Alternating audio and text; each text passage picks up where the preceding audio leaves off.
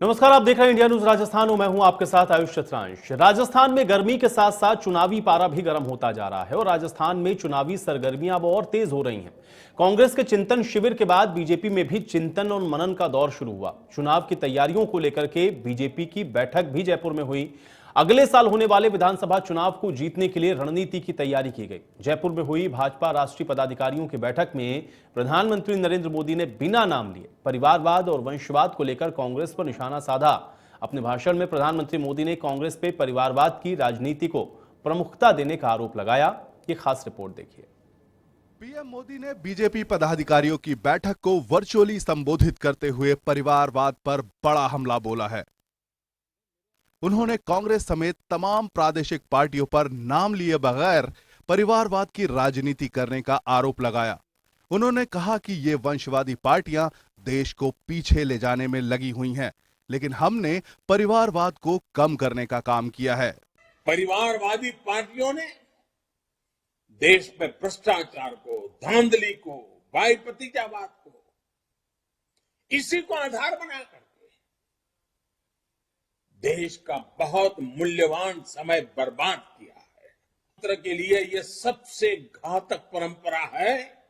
अगर लोकतंत्र बचाना है, लोकतंत्र को सामर्थ्यवान बनाना है, लोकतंत्र को मूल्यनिष्ठ बनाना है, तो हमें ये वंशवाद, परिवारवाद की राजनीति के खिलाफ अविरत संघर्ष करना ही है। दोस्तों, पार्टियों का इकोसिस्टम पूरी शक्ति से देश को मुख्य मुद्दों से भटकाने में लगा हुआ है।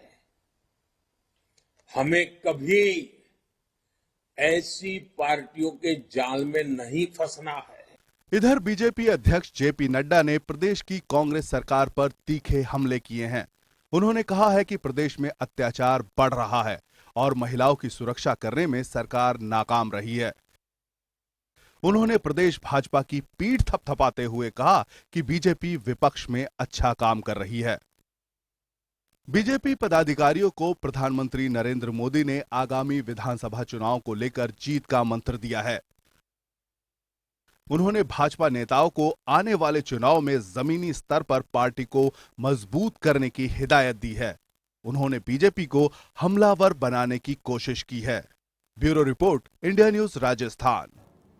पीएम मोदी ने तो आज प्रधानमंत्री की तरफ से जो बातें यहां पर कही गई उस पर पलटवार करते हुए आज मुख्यमंत्री अशोक गहलोत ने भी क्या कुछ कहा, ये भी सुनिए। बात 25 वर्ष की सत्ता की बात कही, हम सत्ता में रहेंगे, ये तो भविष्य वक्ता कोई है नहीं। जम्मू कश्मीर में भविष्यवाणी कोई नहीं कर सकता है। कल क्या मूड हो जनता का कोई नहीं कह सकता है। इसलिए ये उनका अहम और घमंड बोल रहा है, वो खुद नहीं बोल रहे हैं। बात 25 वर्ष की। तो कुल मिलाकर राजस्थान में चुनाव होने में अभी 1 साल का वक्त है, लेकिन अभी से ही राजनीतिक दलों ने अपनी कमर कसनी शुरू कर दी। अब कांग्रेस जहां परिवारवाद को खत्म करने का संकल्प ले रही है, तो फिर बीजेपी की तरफ से प्रधानमंत्री मोदी के फेस और राष्ट्रीय मुद्दों पर विधानसभा का चुनाव लड़ने की बात है। अब ऐसे में यहां पर सवाल सबसे अहम यह है कि क्या राजस्थान के विधानसभा का चुनाव राष्ट्रीय मुद्दों पर लड़ा जाना चाहिए, और क्या राजस्थान के स्थानीय मुद्दों पर चुनाव इस बार नहीं होगा, और क्या राजस्थान के स्थानीय मुद्दों पर राष्ट्रीय मुद्दे ज्यादा भारी पड़ेंगे। आज इसी पर हम चर्चा करेंगे। और गजेंद्र सिंह सांखला जी हमारे साथ जुड़े हुए हैं, कांग्रेस नेता। सबसे पहले उनका ही रुख कर लेते हैं। गजेंद्र सिंह सांखला जी, बहुत स्वागत है आपका इस चर्चा में। गजेंद्र सिंह सांखला जी, किस तरह से देखते हैं, एक तरफ तो हम लोगों ने देखा कि कांग्रेस का चिंतन शिविर हुआ और उसके बाद अब भारतीय जनता पार्टी की भी तरफ से चिंतन और मनन किया गया, लेकिन जो बातें कही गई यहां से प्रधानमंत्री की तरफ से परिवारवाद को लेकर के एक बार फिर से निशाना था कांग्रेस पार्टी के ऊपर, कैसे देखते हैं? आपका पहला रिएक्शन चाहूंगा मैं।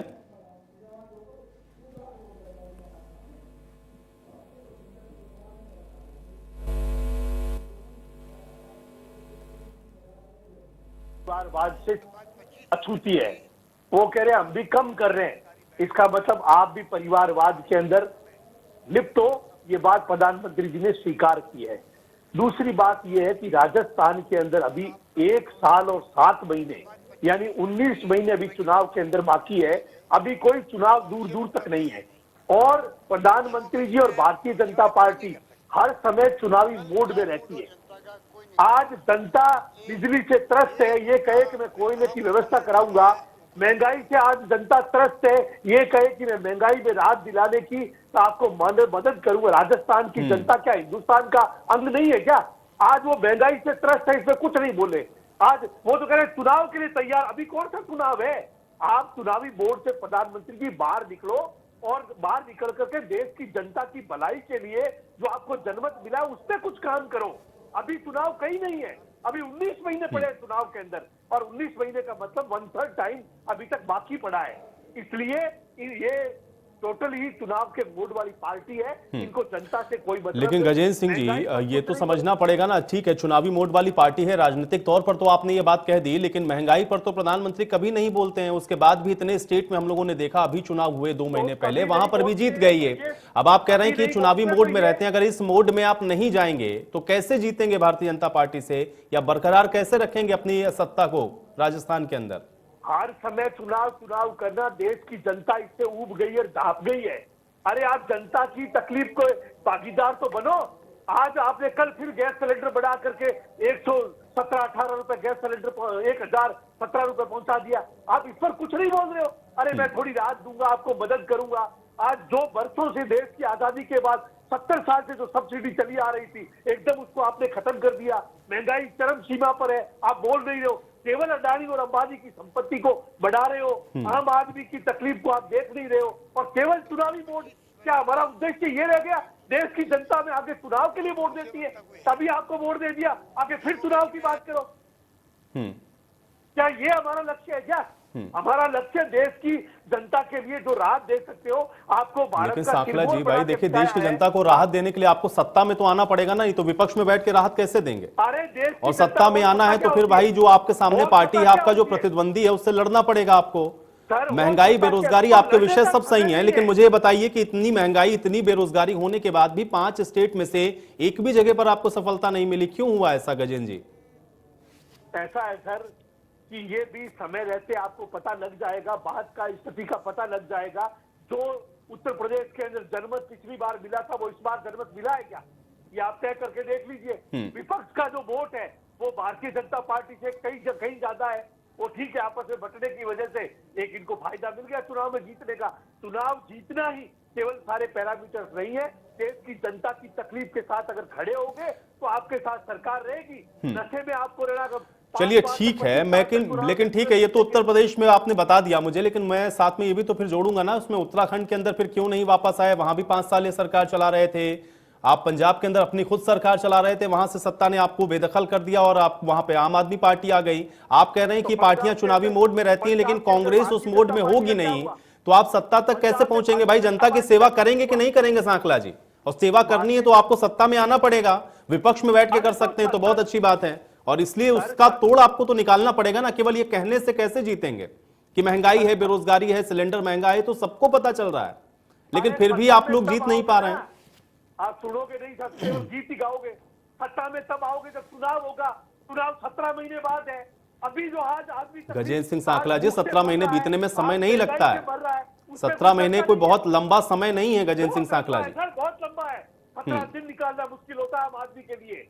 17 महीने बहुत लंबा पीरियड। तो फिर कांग्रेस चिंतन क्यों कर रही थी? अगर अभी समय नहीं है चुनाव का, तो कांग्रेस ने चिंतन क्यों किया? फिर किस बात का चिंतन हो रहा था? अभी तो समय था। कांग्रेस ने चिंतन किया, अखिल भारतीय स्तर का चिंतन किया है कि आज कांग्रेस की स्थिति कमजोर हुई है, इसको मजबूत कैसे करें। ये चिंतन शिविर राजस्थान के लिए नहीं था, ये चिंतन पूरे हिंदुस्तान की कांग्रेस पार्टी का चिंतन शिविर था। और उसके अंदर कांग्रेस कैसे जनता के बीच में जाकर के अपना सामंजस्य स्थापित करे, कैसे जनता के बीच में जो गैप रहा है उसको पाटने की कोशिश करे, जनता की तकलीफ में साथ खड़ी हो, जनता से जो दूरी बनी है उस दूरी को कम किया जाए। इन तमाम बातों के ऊपर चर्चा हुई है। वहां पर राजस्थान टारगेट नहीं था कि राजस्थान में चुनाव होंगे 23 के अंदर, इसके लिए हमें जीतना है। ये वहां लक्ष्य और उद्देश्य नहीं था। इसीलिए कह रहा हूं, गलत तरीके से, भ्रमित तरीके से बात। तो यहां पर भी तो देश की बात हो रही थी। परिवारवाद की राजनीति ने देश को नुकसान पहुंचाया। प्रधानमंत्री ने भी तो पूरे राष्ट्र के परिप्रेक्ष्य में ये बात कही, उसमें राजस्थान को ही सिर्फ क्यों इंक्लूड कर रहे हैं?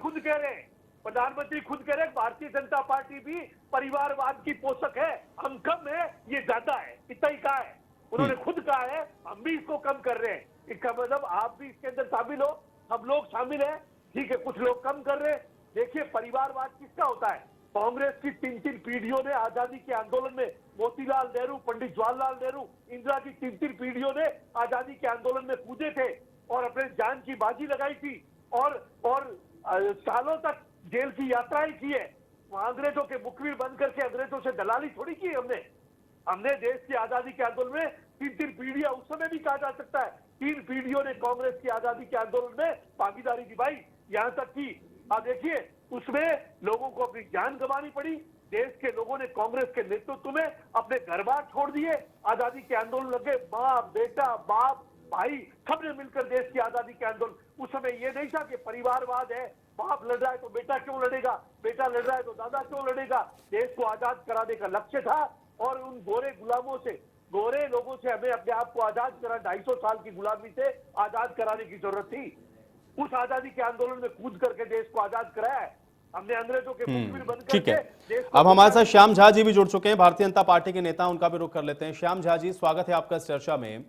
आज जो बात प्रधानमंत्री की तरफ से कही गई उस पर कांग्रेस का कहना यह है कि आप लोग भी अब तो स्वीकार कर रहे हैं कि आपके यहां भी, आपकी पार्टी में भी परिवारवाद है और प्रधानमंत्री भी आज उस बात का जिक्र कर रहे थे। और दूसरा ये कि अभी तो कोई चुनाव है नहीं भाई, 17 महीने का समय है, लेकिन अभी से आप लोग सिर्फ चुनाव की बात करते हैं, जनता के मुद्दे से आप लोगों का कोई लेना देना नहीं है। श्याम झा जी, जवाब दीजिए। जी देखिए, परिवारवाद की जहां तक बात है, देखिए छुटपुट कहीं ना कहीं छोटी मोटी जो परिवारवाद की जो घटना है वो पार्टी में है और इस चीज को स्वीकार भी करते हैं, लेकिन एक परिवार की पूरी पार्टी गुलामी करे ऐसा हमारे यहाँ नहीं है कि पूरी पार्टी को किसी एक परिवार ने हाईजैक कर रखा हो, ऐसा हमारे यहाँ नहीं है। भारतीय जनता पार्टी लोकतांत्रिक पार्टी है।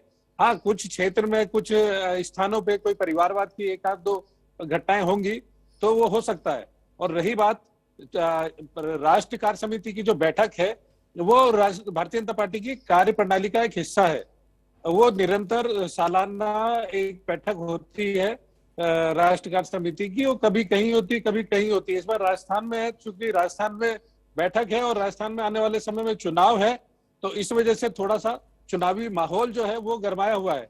लेकिन कांग्रेस के जो ये प्रवक्ता है इतना जोर जोर से जो चीख कर चिल्ला रहे थे और महंगाई की जो बात कर रहे थे, वो आसपास के पूरे 5 राज्यों से महंगा डीजल पेट्रोल क्यों मिल रहा है, ये जवाब दें उस चीज का। इतनी महंगी बिजली, पूरे देश में सबसे महंगी बिजली राजस्थान में क्यों मिल रही है जनता को, वो उस चीज का जवाब दे। बेरोजगारी के नाम पर किस तरह से रीट परीक्षा में बेरोजगारों के साथ छलावा हुआ। पिछले 4 महीने से कुछ बेरोजगार धरने पर बैठे हुए हैं, आज उनका कोई धरी धोरी नहीं, सुनवाई नहीं है उनकी, उसका जवाब दे क्या। और जो ऋण माफी की बात की थी किसानों की, आज किसानों को इतनी महंगी बिजली दे रहे हैं, आप ऋण माफी तो क्या कर रहे थे, किसानों के साथ क्या अत्याचार कर रहे हैं आप ऋण माफी के बदले उनको आपने तो यात्रा देना चालू कर दी, तो उसका जवाब दे। चलिए श्याम झा जी, आपकी ऑडियो भी थोड़ी इंटरप्ट हो रही है, मैं जवाब ले लेता हूं। गजेंद्र सिंह सांखला जी, जवाब दीजिए। मुझे तो कुछ सुनाई नहीं दिया उनकी बात ही। हेलो जी सांखला जी। सर, ये मेरे पास तो आवाज आ रही है उनकी मीटिंग की, जो मीटिंग चल रही है उसकी आवाज आ रही है। चलिए सांखला जी, मुझे अगर कुछ तकनीकी समस्या है मैं आपको वो ब्रीफ कर देता हूं, आप मेरी बात का जवाब दीजिए। देखिए यहाँ पे श्याम झा जी ये कह रहे हैं कि आपको इस बात का जवाब देना चाहिए कि पूरे देश के अंदर अगर आप देखेंगे और आसपास के राज्यों से अगर आप तुलना करेंगे तो सबसे ज्यादा डीजल पेट्रोल आप महंगा दे रहे हैं, बिजली सबसे ज्यादा आप महंगी दे रहे हैं, और आप कह रहे हैं कि महंगाई और इन सारे विषयों पर भारतीय जनता पार्टी कोई काम नहीं कर रही है। आप पहले सस्ता करके दिखाइए, उनका सवाल आपसे ये है श्याम झा जी का। सर ऐसा है, डीजल और पेट्रोल की महंगाई को देश के प्रधानमंत्री नरेंद्र मोदी जी ने और बीजेपी की सरकार ने बढ़ाया है। इसका कारण ये है कि 2014 के अंदर जब कांग्रेस ने सत्ता छोड़ी, उस समय डीजल और पेट्रोल पर एक्साइज ड्यूटी 9.25% थी। इन्होंने उसको बढ़ाते बढ़ाते बढ़ाते बढ़ाते 32.28% पर ले जा करके और एक्साइज ड्यूटी कर दी। उसकी वजह से डीजल और पेट्रोल के अंदर 25 से 30 रुपए का इजाफा हुआ। जिस बात पर ये जवाब नहीं दे रहे, जिस पर एक्साइज ड्यूटी बढ़ा करके सरकार का राजस्व तो बढ़ा लिया, जनता के ऊपर भार डाल दिया। अरे 2-3% जो वेट बढ़ा हुआ है उसको लेकर के तुम चिल्ला रहे हो, 25 रुपए आपने डीजल और पेट्रोल के ऊपर 2014 के बाद वैट बढ़ा दिया, आपने एक्साइज ड्यूटी बढ़ा दी, उसके बदले जवाब क्या है? आज एक्साइज ड्यूटी वापस 9% करो, अभी आपका कल 25 रुपए डीजल और 25 रुपए पेट्रोल हो जाएगा। जिस तरह से आप देश के अंदर वन नेशन वन टैक्स की बात करते हो, क्यों नहीं आप डीजल और पेट्रोल को जीएसटी के दायरे में ले आओ? कल अगर आप जीएसटी के दायरे में ले आओ तो डीजल और पेट्रोल की रेटों में 25 से 30% का आज गिरावट आ जाएगी और जनता को सीधी राहत मिल जाएगी। आज ही बड़े बड़े अखबारों ने हेडलाइंस के अंदर लिखा है कि जीएसटी काउंसिल के केवल सरकार को गाइडलाइन देने के लिए सरकार को हिंट दे सकती है, उसको अपनी अपनी भावनाएं बता सकती है। जीएसटी गाइडलाइन को मानना न मानना सरकार के विवेक का निर्णय। ये सुप्रीम कोर्ट के जस्टिस चंद्रचूड़ सिंह जी का बयान आज के अखबारों के अंदर हेडलाइन है कि देश को बेवकूफ बनाने का काम कर रहे हैं और इन्होंने जीएसटी बढ़ाकर आम आदमी की कमर तोड़ने का काम किया है, जिसका इनके पास कोई जवाब नहीं है। रही दूसरी बात आपके बिजली की स्थिति, राजस्थान नहीं हिंदुस्तान के 17 राज्यों के अंदर बिजली की समस्या है, क्योंकि कोल कंपनियां समय पर कोयला उपलब्ध नहीं करा रही। राजस्थान की सरकार ने 22 मई तक का पैसा कोल इंडिया की कंपनियों को एडवांस पेमेंट कर रखा है। जिम्मेदारी और जवाबदेही से मैं कांग्रेस प्रवक्ता के नाते ये बात आपको कहता हूं कि 22 मई तक का कोयले का एडवांस पेमेंट राजस्थान की सरकार ने कर रखा है, लेकिन कोल कंपनियां जो सेंट्रल गवर्नमेंट की मातहत है वो समय पर कोयला उपलब्ध नहीं करा रही। उसे न केवल राजस्थान बल्कि 17 राज्यों के अंदर आज बिजली को लेकर संकट है। उसके बावजूद भी राजस्थान की सरकार ने मुस्तैदी के साथ जिला हेडक्वार्टर पर एक दिन 1 घंटा और संभाग हेडक्वार्टर पर 1 घंटा, जिला हेडक्वार्टर पर 2 घंटा, तहसील हेडक्वार्टर पर 3 घंटे की कटौती है, बाकी सबको बिजली बराबर मिल रही है। चलिए सांकला जी, अब आपके जो सवाल है उसका जवाब मैं श्याम झा जी से ले लूंगा। एक छोटे से ब्रेक के लिए यहाँ पर रुक रहे हैं और ब्रेक के बाद चर्चा को यहीं से आगे बढ़ाते हैं।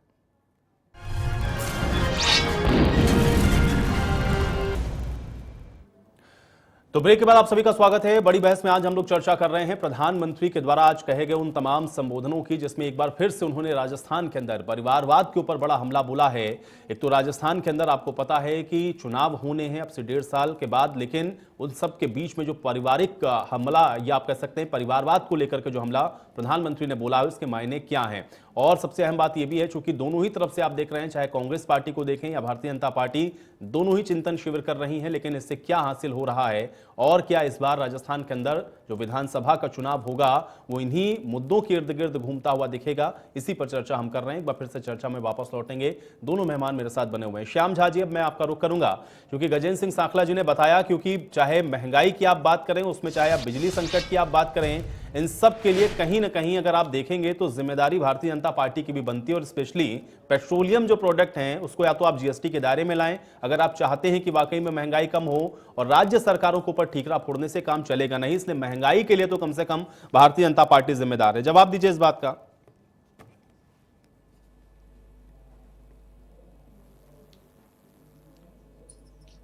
मैं ये बताना चाहूंगा, कांग्रेस पार्टी के जो प्रवक्ता है ये दोगली बात कर रहे हैं, दोहरी बात कर रहे हैं, और यही कांग्रेस का चरित्र है, कांग्रेस का दोहरा चरित्र है।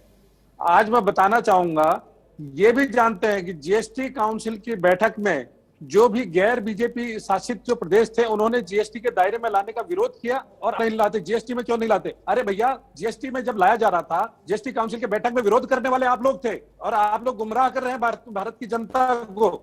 और दूसरा जो ये बात कर रहे थे कि इन्होंने कांग्रेस पार्टी ने ये बलिदान दिया, वो बलिदान दिया, भगत सिंह का चित्र लगा के आप लोगों ने जो बैठक की उदयपुर में, मुझे आप ये बताइए, उस भगत सिंह की आत्मा ने जब देखा होगा वो रोती होगी। इतने बड़े बड़े बैरिस्टर थे आपकी पार्टी में, भगत सिंह का केस लड़ने वाला एक बैरिस्टर नहीं था आपके पास।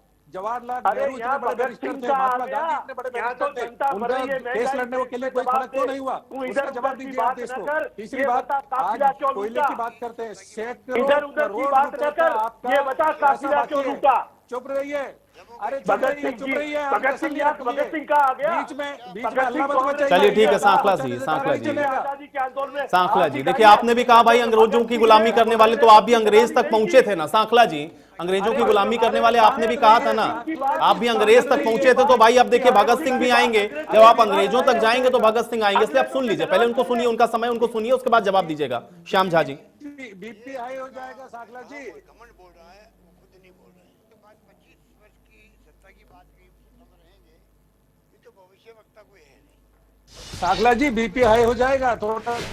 नहीं, श्याम झा जी बात रखें अपनी। ही रहता है, बीपीआई की कोई चिंता नहीं है, जो फैक्ट है वो फैक्ट इंडिया है। का बाकी है वो चुकाते नहीं है आप। और अगर आप दुहाई देते हैं तो भी आपने कहा 17 राज्यों में का बिजली 17 राज्यों का बिजली का पैसा वो बिजली संकट है, फिर भी 17 राज्यों को छोड़िए, भारत में सबसे महंगी बिजली राजस्थान में है, उसका जवाब दीजिए आप। वो जवाब आप नहीं देंगे। तीसरी बात, की जनता को राहत देने के लिए राजस्थान की जनता, बिजली फ्री कर दी है। आपने राजस्थान की जनता के सामने ये उदाहरण पेश किया है, बलात्कार में नंबर 1 पे पहुंचा दिया है प्रदेश बलात्कार में। तो आप आर्थिक नंबर 1 पे, लूटपाट में नंबर 1 पे आपने रहा है, शर्म आनी चाहिए आपको। उसके बाद आप यहाँ आके चिल्लाते हैं, किस मुंह से चिल्लाते हैं आप यहाँ पर आकर? आपने राजस्थान की जनता को झूठा वादा करके आपने बोला कि 10 दिन में कर्ज माफी हो जाएगी, नहीं हुई कर्ज माफी। आपने मिली भगत करके रीट की परीक्षा का उदाहरण पूरे देश के सामने किस प्रकार से आपने छलावा कर रखा है। 4 महीने से धरने पे बैठे हैं, रोड पे सो रहे हैं बेरोजगार, उनकी सुध लेने के लिए आपको जाने में शर्म आ रही। आप ये सोच तो नहीं बेरोजगार हैं आप, बेरोजगारों के जो युवा बेरोजगार 4 महीने पे, आपको होश है क्या आगे उनकी? अरे भैया देकर के जनता को गहलोत 2 करोड़ रोजगार का है। अरे भैया चलिए श्याम झा जी, लेकिन आज देखिए मुख्यमंत्री अशोक गहलोत ने भी एक बड़ी बात कही। उन्होंने कहा कि देखिए प्रधानमंत्री आज जो बात कह रहे थे, दरअसल ये प्रधानमंत्री का घमंड बोल रहा था, और अब 5 साल भी अगर वो और दोबारा से शासन कर ले बहुत बड़ी बात हो जाएगी। ये बात मुख्यमंत्री ने कही है श्याम झा जी, इस पर भी आपका रिएक्शन चाहूंगा मैं। जम्मू कश्मीर में भविष्यवाणी कोई नहीं कर सकता, कल क्या मूड हो जनता का कोई नहीं कर सकता। ये उनका अहम और घमंड बोल रहा है, वो खुद नहीं बोल रहा है। तो बात 25 वर्ष की सत्ता की बात कही, हम रहेंगे, ये तो भविष्य श्याम झा जी आप सुन पा रहे हैं? जम्मू कश्मीर में भविष्यवाणी कोई नहीं कर सकता, कल क्या मूड हो जनता का। चलिए, शायद मेरी आवाज नहीं पहुंच रही। गजेंद्र सिंह सांखला जी, श्याम झा जी जो बात कह रहे थे, मैं उस पर चाह रहा हूं कि जी सांखला जी उसका जवाब दीजिए, क्योंकि वो ये कह रहे हैं बार बार कि आप लोगों ने भी जो वायदे किए उनको कितना पूरा किया आप लोगों ने, अगर उसको पूरा किया होगा तो जनता फिर आपके साथ चली जाएगी। सर, हमने तो जो जनता को वायदे किए 2018 के चुनाव में 71% वायदे जनता के धरातल पर कर दिए, और बूथों ने भविष्य थे। बीजेपी ने 2004 के अंदर आम जो सरकारी कर्मचारी की पेंशन स्कीम को समाप्त किया। हमने आज 5 लाख लोगों को, डायरेक्ट 5 लाख परिवारों को राहत देने का काम किया कि उनकी ओल्ड पेंशन स्कीम लागू कर दी। आज उसकी अधिसूचना राजस्थान की सरकार ने जारी कर दी। हम जो काम कहते हैं वो करते हैं। निःशुल्क दवा योजना के माध्यम से आम आदमी को राहत देने का काम किया है। चिरंजीवी स्वास्थ्य बीमा योजना के माध्यम से 5 लाख हमने बीमा देने की बात की। बड़े से बड़ी बीमारियों का इलाज, बड़ी बीमारियों का इलाज करने की बात की। हमने दूध उत्पादकों को 1 लीटर दूध में पहले 2 रुपए सब्सिडी कांग्रेस दिया करती थी, बढ़ा करके 5 रुपए कर दी। हमने नौजवानों को जो बात कही, नौजवानों को 4 घंटे आपको पब्लिक सेक्टर में काम करना पड़ेगा और आपको हम बेरोजगारी भत्ता दे रहे हैं। आज उससे नौजवानों के अंदर एक राहत का काम किया है। निश्चित रूप से ये कोई स्थायी राहत नहीं है, लेकिन फिर भी राजस्थान की सरकार तकलीफ के समय जनता के साथ खड़ी है। राजस्थान की सरकार ने महत्वपूर्ण निर्णय करते हुए शिक्षा के क्षेत्र के अंदर आज अंग्रेजी विद्यालयों का इतना बड़ा डिसीजन किया है। आज राजस्थान की गवर्नमेंट स्कूल के अंदर लंबी लंबी लिस्टें हैं, लॉटरियां निकल रही है, सिफारिशें लगाई जा रही है कि हमारे बच्चे को एडमिशन दिलाया जाए सरकारी स्कूल के अंदर। ये 70 साल के इतिहास के अंदर पहली बार है कि राजस्थान का शिक्षा का स्तर इतना शानदार हुआ है कि अंग्रेजी विद्यालय चला करके आज राजस्थान चलिए के श्याम झा जी जवाब नौजवान दीजिए। श्याम झा जी, आगे श्याम झा जी, विकास के श्याम झा रास्ते जी, पर लाने के लिए ठीक है, एक सेकंड साकला जी, श्याम झा जी, श्याम झा जी। पूरा प्रदेश जानता है कि जहां शिक्षक है वहां विद्यालय नहीं है, बिल्डिंग नहीं है, जहां विद्यालय है वहां बच्चे नहीं है, और जहां ये बच्चे और बदनाम विद्यालय कर रहे हो की राजस्थान की बिल्डिंग है जनता वहां को। शिक्षक नहीं है। और आप राजस्थान कौन सा की जनता को ढंढोरा बदनाम पीट कर रहे रहे हैं? कौन सी दुनिया में कौन सी दुनिया की कहाँ की बात कर रहे हैं? राजस्थान की बात कर रहे हैं, कहीं और की बात कर रहे हैं? बीजेपी के राजस्थान नेता सिफारिश करते में हैं। अशोक बीजेपी के गहलोत, नेता फोन ये जो करके कहते हैं, गहलोत शब्द हमारे है बच्चों को यार ये एडमिशन गाली हो दिलाओ गया है इसके राजस्थान अंदर। के लिए। गहलोत नहीं, ये गाली है। और राजस्थान की राजस्थान का बहन गाली बेटियां है। घर से निकलने में बेटियां सुरक्षित नहीं है। आज ऑफिस में बहन बेटियां सुरक्षित नहीं है। पुलिस थानों में रेप की घटना है। आप कहाँ की बात कर रहे हैं? कौन से अपनी पीठ थपथपाने में लगे हुए हैं? बेरोजगारी भत्ता केवल 12% बेरोजगारों को बेरोजगारी भत्ता मिल पा रहा है। आप संख्या बता दीजिए कितने बेरोजगार हैं हम आपकी राजस्थान में, तरह कितनों को झूठ थोड़ी बेरोजगारी बोलते हैं भत्ता दे रहे हैं? 90 करोड़ क्या लोगों झूठ को बोलते रोजगार हैं? उपलब्ध करवाते अरे हैं। शर्म करिए, 90 करोड़ को भोजन थोड़ी कराते बहुत हैं। शर्म आनी 90 चाहिए। करोड़ को भोजन इतने देते हो। आप इसका मतलब देश के अंदर आपको शर्म आनी चाहिए। 127 करोड़ लोगों में से इतना 90 झूठ करोड़ बोलते भूखे हुए, मर रहे। इतना तो झूठ आपके अनाज बोलते पर हैं, निर्भर है। शर्म आनी चाहिए आपको। अरे बात 90 तो करोड़ सुन लोगों लीजिए। को- आप बीच में चिल्लाने 90 क्यों करोड़ लग जाते भूखे मर रहे हैं? हैं। आप बीच में चिल्लाने 90 की करोड़ कौन सी को नाम परंपरा है दे रहे हैं। आपकी? सांकला जी ये सुन लीजिए। देखिए संस्कार है सांकला आपकी जी वो पार्टी आराम के से बीच श्याम में झा जी आपको चिल्लाना। सुनते हैं। देखिए आप उनको बीच में सुन नहीं यही रहे। संस्कार है आपकी पार्टी के। श्याम झा जी बात यही संस्कार है इनके पार्टी के यही संस्कार है कि बीच में चिल्लाना और माहौल बनाना, बखौल बोलना, झूठ बोलना और माहौल बनाना। ड्रामेबाजी से काम नहीं चलने वाला। गहलोत जी के नाम पे गहलोत शब्द गाली हो गया राजस्थान के लिए। राजस्थान को इन्होंने रेपिस्तान साबित कर दिया है। मैं ये कहना चाहूंगा, इन्होंने जो बात की थी कृषि ऋण माफी की, थूके चाटने वाले ये बताएं कि कितने 10 दिन में जो ऋण माफी होनी थी क्यों नहीं हुई ऋण माफी, उसका जवाब दें। आज संविदा कर्मियों को जो ये बहाल करने वाले थे उनकी बहाली क्यों नहीं हुई, उस पर जवाब दें। आज जो बेरोजगार 4 महीने से बैठे और पूरे भारत में सबसे महंगी बिजली क्यों है राजस्थान में, उसका जवाब दें। ठीक है। डीजल और पेट्रोल, ठीक है, उन्होंने उसका डीजल पेट्रोल का तो दे दिया भाई। देखिए अब बाकी जवाब लेते हैं सांकला जी से। सांकला जी देखिए सर, राजस्थान के अंदर एक बहुत बड़ा समाज का तबका है जो अपनी जाति के पीछे गहलोत लगाता है। ये भारतीय जनता पार्टी के भी एक एमपी है, उनका जाति के पीछे गहलोत लगता है। इसका मतलब ये सारे के सारे गहलोत जो है वो गाड़ी है। देखो आप इनका चरित्र देखो, सोच देखो इनकी। एक पूरे के पूरे समुदाय को जिसकी जाति के नाम के पीछे गहलोत लगता है उसको ये कहते हैं सर ये गाड़ी है। राजेंद्र जी गहलोत, इसका मतलब तो बीजेपी के एमपी है वो गाड़ी है, वो कलंक है बीजेपी का कलंक है राजेंद्र गहलोत। अब सोचो इनकी सोच कितनी ओछी सोच है। अभी 3 दिन पहले एक प्रवक्ता और डिबेट में थे और वो जाकर के अरे जवाब दीजिए। आदिवासियों मैंने के अशोक लिए- गहलोत का नाम लेकर के आदिवासियों बोला लिए है। कह दिया आप जवाब कि वो दीजिए। मैंने अपनी अशोक गहलोत का बेटियों नाम को, लेकर के बोला है। बच्चियों को, जो बहुओं को अब ये बेचते। इधर उधर गुमराह मत कीजिए, सरकार सवालों के का अंदर जवाब शामिल है। दीजिए। मैंने अशोक गहलोत का नाम लेकर के बोला है। मैंने अशोक आपने गहलोत का गाली नाम कहा लेकर के है। बोला है। आपने कहा आप है इधर उधर गहलोत मत गाली घुमाइए, है। जवाब दीजिए सवालों का। गहलोत गाली आपने ये कहा, अपनी बात से मुकरो मत बात से कह दी। बिल्कुल मैंने बोला है। और मैंने कहती बोला वो अशोक राजस्थानी की- गहलोत राजस्थानी की है जबान वो कर गाली है सकती है, राजस्थान वजन के कर लिए। सकती है, गहलोत लेकिन वो नहीं है, जबान से नहीं गाली है। बिका कभी। अशोक गहलोत के लिए ये बोला आदतें इनकी देखो है आप। और नाम और लेकर के बोला है। और राजस्थान को कह रहे हैं आप सवालों का जवाब राजस्थान दीजिए। रेपिस्तान है। इधर उधर की बात मत मतलब करिए, किस टाइम तरह खराब से मत ये करिए। लोग राजस्थान की ना खास करके चैनल का टाइम खराब मत राजस्थान के करिए, ना राज देश की करना जनता का चाहते टाइम हैं। खराब करिए। राजस्थान के अंदर इधर उधर की उन्होंने बातें मत लगातार करिए। पिछले 10 साल राज किया है और राजस्थान को बदनाम करके कहते हैं राजस्थान रेपिस्तान है।